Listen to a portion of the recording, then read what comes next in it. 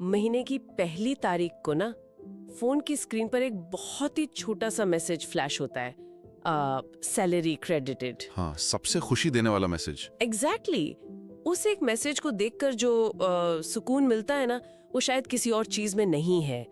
ऐसा लगता है जैसे सारी लाइफ की टेंशन अचानक खत्म हो गई। बिल्कुल, एक फ्रेश स्टार्ट वाली फीलिंग आती है। राइट, लेकिन ठीक उस 10 दिन बाद एक अजीब सा डर शुरू हो जाता है। अचानक से बैंक बैलेंस आधा या उससे भी कम दिखने लगता है। सही बात है, और फिर शुरू होता है अगले 20 दिन का स्ट्रगल। हाँ, मतलब बचा हुआ पूरा महीना सिर्फ एडजस्ट करने में, छोटे छोटे कॉम्प्रोमाइज करने में निकल जाता है। एक ही सवाल घूमता है दिमाग में कि आखिर ये पैसा गया कहाँ। ये बहुत ही कॉमन सिचुएशन है, और इसमें सबसे बड़ी दिक्कत ये है कि जब किसी फिजिकल बीमारी की बात आती है ना, तो एक क्लियर एक्सरे निकलता है। डॉक्टर बता देता है कि देखिए यहाँ दिक्कत है। सही कहा, पर पैसों के मामले में तो कोई एक्सरे मशीन होती नहीं है। वही तो, खास तौर पर मिडिल क्लास जीवन में जहां इनकम फिक्स होती है, वहां अचानक से सारी क्लैरिटी गायब हो जाती है। ये धुंधलापन इसलिए है क्योंकि अक्सर लोग गलत जगह पर प्रॉब्लम को ढूंढ रहे होते हैं। मतलब प्रॉब्लम कहीं और है और हम ढूंढ कहीं और रहे हैं। प्रिसाइसली, हर किसी को लगता है कि समस्या उसके बाहर है, हालांकि असल दिक्कत उस सिस्टम के अंदर होती है जिसके तहत पैसे को हैंडल किया जा रहा है। और आज की इस गहरी चर्चा का पूरा फोकस यही सिस्टम और ये धुंधलापन ही है। आज हम मिडिल क्लास लाइफ की इन्हीं आर्थिक परेशानियों और उनके समाधान में डीपली डाइव करने वाले हैं। ये चर्चा सच में बहुत आई ओपनिंग होने वाली है। मैं एग्री करती हूँ। हमारे पास आज जो सोर्स मटेरियल है वो mastering the middle class money mindset नामक एक बहुत ही इंसाइटफुल गाइड के अंश है। इसे पीसफुल वेल्थ ने तैयार किया है। एक बहुत ही सॉलिड रिसोर्स है ये, है ना। हमारा मेन मिशन आज यही है कि इस पहेली को सुलझाया जाए। आखिर क्यों वो 10 डे वाला सैलरी सिंड्रोम लगभग हर घर की कहानी बन चुका है, और उससे भी जरूरी बात ये समझना कि इसको ठीक कैसे किया जाए। एग्जैक्टली कैसे रोजाना की छोटी छोटी आदतों में बदलाव करके इस स्थिति को पूरी तरह से और हमेशा के लिए बदला जा सकता है। ये फाउंडेशनली बहुत जरूरी मुद्दा है। हर दूसरा इंसान इस सेम साइकिल में फंसा हुआ है। कमाओ, खर्च करो और फिर सैलरी का इंतजार करो। राइट।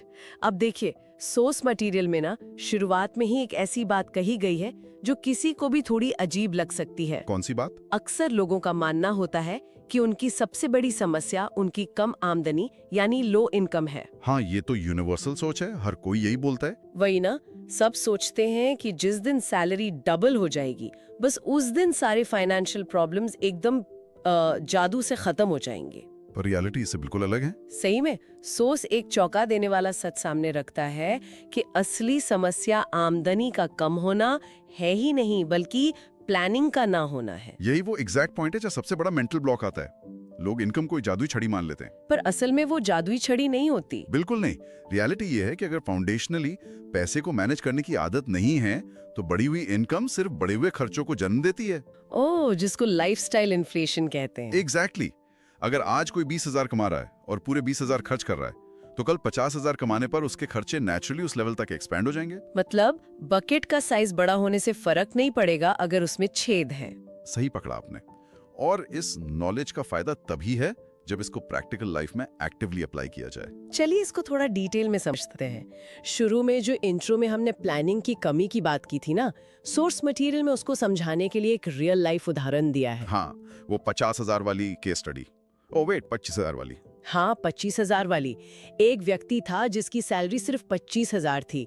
उसको भी हर महीने यही सेम प्रॉब्लम आती थी कि 10वें दिन तक पैसे खत्म। जो कि इंडिया में बहुत ही आम स्थिति है। मिडिल क्लास लाइफ में आमदनी लिमिटेड होती है और खर्चे अनलिमिटेड। राइट, तो सेविंग्स लगभग 0 हो जाती हैं। पर उस बंदे ने लाइफ में सिर्फ एक आदत बदली, पहले सेविंग बाद में स्पेंडिंग। सिर्फ इस एक शिफ्ट ने गेम बदल दिया। लिटरली इस एक छोटे से बदलाव से उसने 3 महीने में 15,000 बचा लिए। उसकी इनकम वही 25,000 थी, सिर्फ आदत बदली थी। ये डेटा अपने आप में बहुत पावरफुल है ना। मुझे तो ये बिल्कुल एक लीकिंग बकेट या छेद वाली बाल्टी जैसा लगता है। लीकिंग बकेट, ये एनालॉजी बड़ी इंटरेस्टिंग है। देखिए, चाहे बाल्टी में आप कितना भी पानी डालते रहो, मतलब कितनी भी सैलरी आए, जब तक उस बाल्टी के छेद बंद नहीं होंगे, वो लीक्स ठीक नहीं होंगे, तो बाल्टी आखिर में खाली रह जाएगी। बहुत सही बात बोली आपने।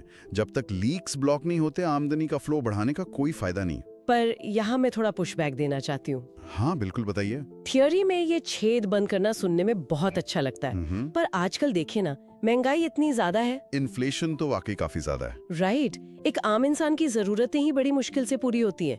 तो क्या सच में सिर्फ ये एक आदत बदलना काफी है? जब 25,000 जैसी लिमिटेड आमदनी हो, तो क्या ये सब प्रैक्टिकली पॉसिबल लगता है किसी के लिए भी? सोर्स का इस पर बहुत ही तार्किक जवाब है। देखिए, महंगाई एक रियल प्रॉब्लम है, इसे कोई डिनाई नहीं कर रहा। हाँ, ग्रोसरी से लेकर फ्यूल तक सब कुछ महंगा है। बिल्कुल, पर सोर्स का मूल विश्वास यही है कि एक इंसान किस चीज पर कंट्रोल कर सकता है। हम ग्लोबल इन्फ्लेशन या दाम को कंट्रोल नहीं कर सकते। वो तो है, हमारे हाथ में थोड़ी ना इकोनॉमी चलाना। एग्जैक्टली। लेकिन जितना कमा रहे हो, उससे ज्यादा इंपॉर्टेंट ये है कि उसको मैनेज कैसे कर रहे हो। कंट्रोल सिर्फ बैंक में आए हुए पैसे के डिस्ट्रीब्यूशन पर है। तो मतलब फोकस एक्सटर्नल प्रॉब्लम से हटाकर इंटरनल मैनेजमेंट पर लाना होगा। सही कहा। अगर वो व्यक्ति 25,000 में से 5,000 हर महीने बचा रहा है, तो उसने सिंपली अपने लाइफ के बजट को बचे हुए 20,000 के हिसाब से सेट कर लिया है। अच्छा, तो ऑटोमेटिकली ब्रेन को सिग्नल चला गया कि इनकम 20,000 ही है। यही तो रूल नंबर 1 है, पहले सेविंग बाद में स्पेंडिंग। सैलरी आते ही सबसे पहले 10 से 20% हिस्सा अलग निकाल देना चाहिए, और जो बाकी बचे उसमें अपने खर्चे मैनेज करने चाहिए। पर इसके पीछे क्या साइकोलॉजी है? आखिर पैसे तो अकाउंट में ही है। इसको हम पार्किंसंस लॉ के लेंस से देख सकते हैं। एक सिंपल नियम है कि काम उतना ही फैलता है जितना उसको करने के लिए वक्त दिया जाता है। हाँ, ये तो मैंने भी सुना है। पैसों पर भी यही अप्लाई होता है। खर्चा उतना ही बढ़ता है जितना अकाउंट में बैलेंस दिखता है। जब महीने के शुरू में पूरी सैलरी सामने दिखती है ना, तो दिमाग उस बड़े अमाउंट को देखकर टेंशन फ्री हो जाता है। ओह, मतलब एक फॉल्स सेंस ऑफ सिक्योरिटी आ जाती है दिमाग में। बिल्कुल, दिमाग कहता है अरे अभी तो अकाउंट भरा हुआ है, ये छोटा सा खर्चा कर लेते हैं, क्या फर्क पड़ेगा। सही बात है, और वो छोटे खर्चे कब हजारों में बदल जाते हैं पता ही नहीं चलता। इसीलिए सैलरी आते ही 20% अगर दूसरे अकाउंट में भेज दिया जाए, जिसको रोज देखा नहीं जाता, तो दिमाग की प्रोग्रामिंग बचे हुए 80% पर रीसेट हो जाती है। Wow, out of sight out of mind. Exactly. ये रूल पैसे से ज्यादा दिमाग को मैनेज करने के बारे में है। यहाँ बात सच में सबसे ज्यादा दिलचस्प हो जाती है, क्योंकि इसके बाद आता है रूल नंबर 2, जो और भी प्रैक्टिकल है, एक्सपेंस ट्रैकिंग, यानी हर छोटा खर्चा लिखना। जी, ये कदम थोड़ा मुश्किल लगता है लोगों को, पर सबसे पावरफुल है। मुझे तो ये एक्सपेंस ट्रैकिंग बिल्कुल किसी स्ट्रिक्ट डाइट प्लान जैसा लगता है। Diet plan? वो कैसे? जैसे देखिए, जब कोई वेट लॉस करता है और कैलोरी काउंटिंग शुरू करता है, तो शुरू में हर रोज की चाय, 2 बिस्किट, छोटे स्नैक्स, सबका हिसाब रखना बड़ा थका देने वाला लगता है। हाँ, शुरू में तो हर चीज लिखना बड़ा इरिटेटिंग लगता है। राइट, ऐसा लगता है कि जिंदगी से सारी आजादी छिन गई। पर बाद में यही सबसे बड़ा रियलिटी चेक बनता है। हम सोचते हैं हमने दिन भर कुछ नहीं खाया, पर लिस्ट देखते हैं तो लगता है अरे इतनी कैलोरीज खा ली ऑन द गो स्नैक्स में। ये कंपैरिजन एकदम पॉइंट पर है। पैसों में भी सेम यही कॉग्निटिव बायस काम करता है। मतलब हम बड़े खर्चे याद रखते हैं पर छोटे भूल जाते हैं। यहाँ सबसे हैरान करने वाली बात यह है कि लोग अक्सर अपने छोटे खर्चों को नेचुरली अंडर एस्टिमेट करते हैं। जैसे बाहर से मंगवाई गई 200-200 रुपए की कॉफी। बिल्कुल, बड़े रेंट या ईएमआई तो याद रहते हैं क्योंकि वो एक दर्द देते हैं दिमाग को, पर वो डिजिटल सब्सक्रिप्शंस या रोज का फास्ट फूड, ये सब भुला दिए जाते हैं। और अक्सर लोगों को पता ही नहीं होता कि उनका छोटा छोटा पैसा कहाँ लीक हो रहा है। एक्सपेंस ट्रैकिंग से वही हिडन लीक्स का विजुअल डेटा सामने आता है, तभी असली कंट्रोल हाथ में आता है। ठीक है, अब जब एक बार खर्चों को ट्रैक कर लिया जाता है, पता चल गया है कि पैसा जा कहाँ रहा है, तो अगला कदम नेचुरली उन्हें एक सही स्ट्रक्चर में ढालना होगा, है ना? सही कहा। और यहीं से आगे के रूल्स अप्लाई होते हैं ताकि खर्चों पर कंट्रोल किया जा सके। सोर्स यहाँ एक बजटिंग फ्रेमवर्क देता है जिसे 50-30-20 रूल कहा गया है। ये रूल नंबर 3 है। ये एक बहुत ही आसान और सुलझा हुआ फ्रेमवर्क है। इसमें बेसिकली 50% पैसा जरूरी खर्चों के लिए होता है, यानी नीड्स के लिए, 30% लाइफस्टाइल और वांट्स के लिए, और 20% फ्यूचर सेविंग के लिए। हाँ, पर ध्यान देने वाली बात यह है कि इसे व्यक्ति अपनी आमदनी और शहर के हिसाब से एडजस्ट भी कर सकता है। ये कोई पत्थर की लकीर नहीं है। अच्छा, मतलब अगर मेट्रो सिटी में रेंट ज्यादा है तो इसको 60-20-20 भी कर सकते हैं? बिल्कुल। इस रूल का मुख्य मकसद रिजिड होना नहीं है, बल्कि हर रुपए को एक जॉब असाइन करना है। तो उसके बाद रूल नंबर 4 आता है, अननेसेसरी खर्चा बंद करना। और यही सबसे बड़ा ट्रैप है आज के वक्त में। सोर्स में एक बहुत इंपॉर्टेंट बात कही गई है कि नीड यानी जरूरत और वांट यानी चाहत के बीच का अंतर समझना चाहिए। सिर्फ कोई ऑफर देखकर खरीदारी नहीं करनी चाहिए। ये प्रैक्टिकल एडवाइस तो है, पर लोग इसमें फंस जाते हैं। वही ना, मेरा यहाँ एक प्रैक्टिकल सवाल है, एक तरह से पुशबैक समझिए। हाँ, बोलिए। आजकल के डिजिटल जमाने में जहाँ हमारा फोन दिन भर हमारे पास है, हर वक्त मेगा सेल, फ्लैश डील के नोटिफिकेशंस आते रहते हैं। सोशल मीडिया स्क्रॉल करते ही टारगेटेड एड्स दिखने लगते हैं। एग्जैक्टली। ऐसे माहौल में जहाँ हर ऐप चिल्ला रही है बाय नाउ, वहाँ ये नीड वर्सेस वांट का फिल्टर दिमाग में लगाना आखिर कितना आसान है? मुझे तो बहुत मुश्किल लगता है। अगर हम इसे बड़े नजरिए से देखें तो ये एक्चुअली बहुत मुश्किल है, क्योंकि ये एल्गोरिदम स्पेसिफिकली हमारी साइकोलॉजी को एक्सप्लॉइट करने के लिए बनाए गए हैं। तो मतलब ये जो नोटिफिकेशंस हैं, वो हमारे दिमाग के साथ खेल रहे हैं। बिल्कुल। ये ऑफर्स और सेल्स असल में पैसे बचाने का जरिया नहीं है, बल्कि कंज्यूमर को और ज्यादा खर्च करने पर मजबूर करने के साइकोलॉजिकल ट्रैप्स हैं। ओ, मतलब 50% ऑफ देखकर जो लगता है पैसे बच गए, वो सच नहीं है। वो एक्चुअली डोपामीन का खेल है। दिमाग सोचता है उसने पैसे बचा लिए, पर रियलिटी में उसने बजट से बाहर जाकर वो पैसा स्पेंड कर दिया है। तो फिर किसी को भी इन ऑफर से बचना कैसे चाहिए? यहाँ 24 घंटे का पॉज रूल बहुत काम आता है। जब भी ऐसी अर्जेंसी लगे, उस आइटम को कार्ट में डाल दो और 24 घंटे का वेट करो। बस एक दिन रुक जाओ। हाँ, अगले दिन तक दिमाग का डोपामीन लेवल शांत हो जाता है और लॉजिक वापस आ जाता है। अक्सर लोग नेक्स्ट डे वो चीज नहीं खरीदते।